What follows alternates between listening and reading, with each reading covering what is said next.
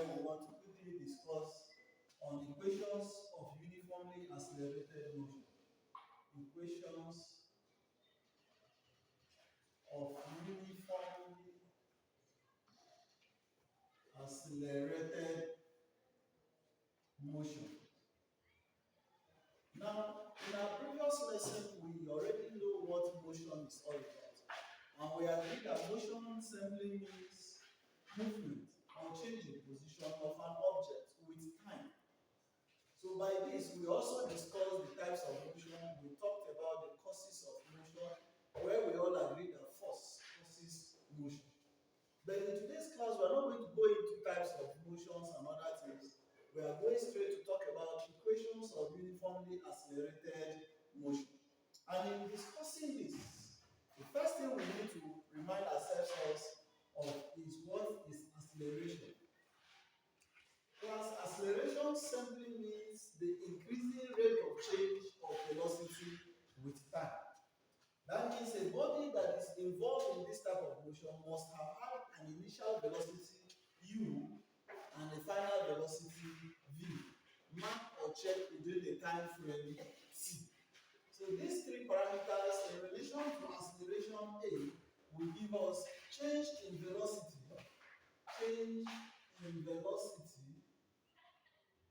all over time taken.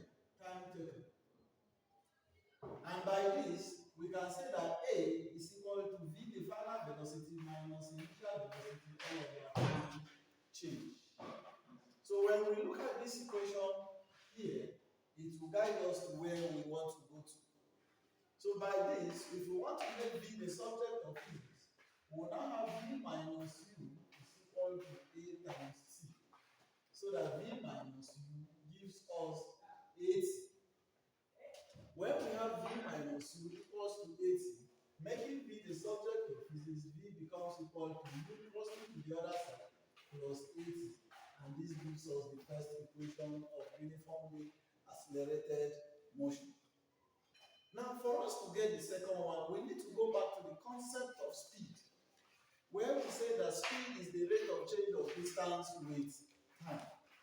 And in defining that, we did say that speed is represented with letter V. And so we have V is equal to distance traveled or covered all over the time taken. So that V becomes equal to S all over T, where S is distance, T is time, and V is our speed. Now, if we have this, we must know that after defining what speed is, we also need to talk about uniform speed and average speed. But fast forward to average speed, we say that average speed is the total distance covered all over total time taken. Total distance covered all over total time taken. So that when we have average, because even in mathematics, when we talk about average of two objects, or sorry, two quantities, it's the summation of the two divided by the number of quantities, in this case 2. So when we talk about average speed, we are talking about the final speed plus the initial speed all divided by 2. So by this, we can say from here that average speed or distance is equal to average speed. Distance is equal to average speed multiplied by the time. So that distance S is equal to V plus U divided by 2 multiplied by C. Where V is our final velocity, U is our initial velocity, and then 2 is the average value of the two submitted together times T. Now where T is our time, and then we can actually open this bracket by remembering that from A is equal to V minus U all over T, V is equal to U plus 80. So that means that S becomes equal to, in place of V, I have U plus 80 plus U divided by 2 all multiplied by T. And once I have this, the next thing I need to do is to add those parameters that are similar. So I have S is equal to 2U plus 80 all by t divided by 2. Now, when we open the bracket here, we have s is equal to 2ut plus 8t squared all divided by 2. Remember, this 2 is a common denominator for the 2. So for the first part of this numerator, we have s is equal to ut plus. In the second part, there's no 2, so we have 8t squared all over 2. So we have the second equation of uniformly accelerated motion as s is equal to ut plus half at squared. So this is our second equation. Is that clear? Now, after getting the second equation, we'll be required to look at the third. And in looking for the third, we go back to the same physics that says acceleration is final velocity minus initial velocity divided by time. And in this case, we make time the subject of physics. So we have final velocity minus initial velocity divided by acceleration.